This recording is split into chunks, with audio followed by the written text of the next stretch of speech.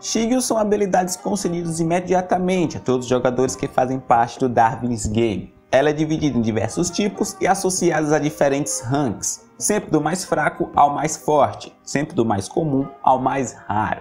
Se quiser saber mais sobre elas, chega mais, seja muito bem-vindo ao canal e se tem alguma sugestão, fique à vontade e deixa aí nos comentários, certo?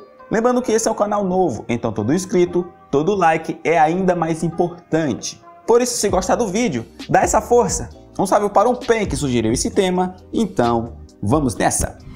Como disse anteriormente, as Shigyus de Darwin's Game nada mais são do que habilidades que os permitem participarem do jogo. Cada jogador possui uma única e exclusiva habilidade, concedida aleatoriamente e exatamente no momento em que eles logam pela primeira vez.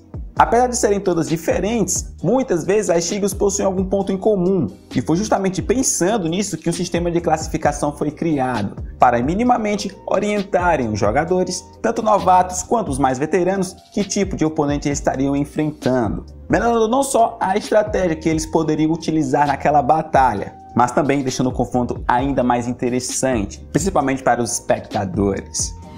Atualmente existem 4 delas, e mais do que determinar se uma habilidade é problemática ou não, talvez o maior ponto desse sistema seria determinar a sua raridade, e não a sua força, já que é muito relativo, e depende principalmente da capacidade do usuário de explorá-la ao máximo.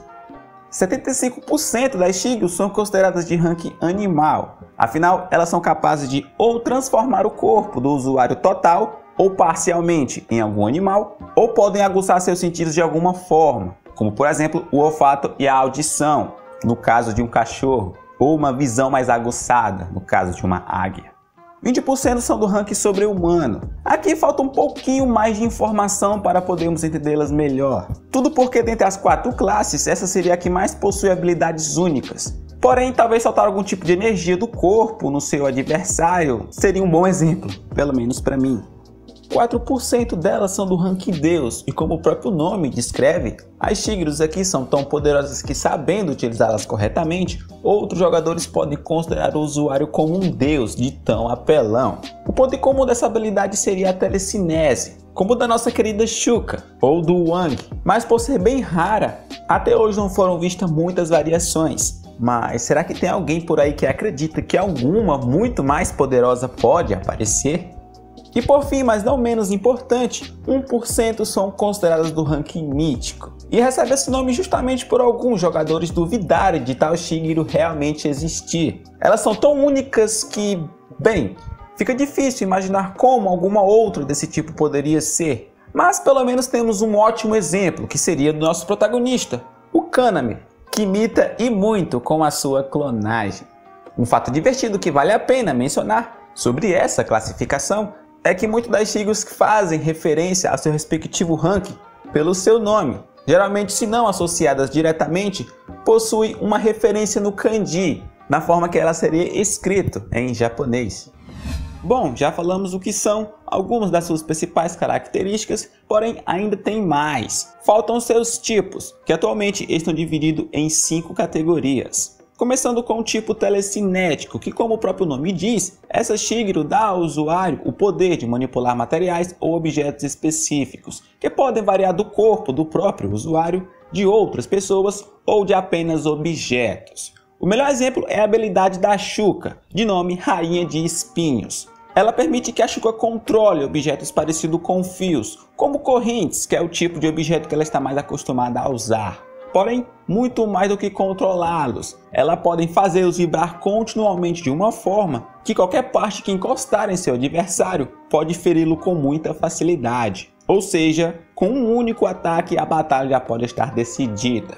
Por isso, ela é tão temida pelos outros jogadores, por teoricamente possuir um ataque e defesa perfeitos. Mas sim, ela possui pontos fracos. O próprio Kaname nos mostrou que, se ela não puder enxergar onde está o seu alvo ou de onde vêm os ataques, ela simplesmente não pode fazer nada. O próximo da lista é do tipo metamórfico, que podem mudar total ou parcialmente o corpo do usuário para um estado ou uma forma diferente. O maior exemplo que poderíamos dar nesse momento é o Speedstar do Inukai, que o permite literalmente se mover numa velocidade absurdamente alta. No caso dele, especificamente, ele aproveita da sua alta velocidade e de seus conhecimentos em artes marciais para atacar o seu usuário. Mais ou menos como se fosse um Rock Lee da vida, sem os pesos, vale dizer. Então no 1 contra 1 fica bastante difícil de encará-lo tão abertamente. Por isso, mesmo que ela seja de certa forma uma habilidade simples, não pode ser subestimada de forma alguma. Continuando, e temos os do tipo controle de mente, que são capazes de influenciar diretamente a mente do usuário. Essa habilidade tem a capacidade de impor pensamentos, ações ou exigências ao sujeito, embora algumas delas funcionem apenas em seres humanos e animais específicos. Exemplos desse tipo incluem o Peacemaker de Ayano de Kaito e o Desequilíbrio de Themis, embora ela especificamente apareça apenas um pouco mais para frente no mangá. Mas o tipo, e temos as Shigyos do tipo engenharia científica, que permitem ao usuário criar substâncias químicas específicas para vários usos. Um exemplo desse tipo é o Asclépio da Amagasa, fazendo referência direta ao deus da medicina e da cura. Ela só aparece bem mais na frente no mangá, então por causa disso, vamos nos conter um pouco nos spoilers, beleza? E por último, mas não menos importante, temos o do tipo de expansão de sentido, que fortalece os 5 sentidos do usuário ou o sexto, e por esse motivo também são chamados de Espers.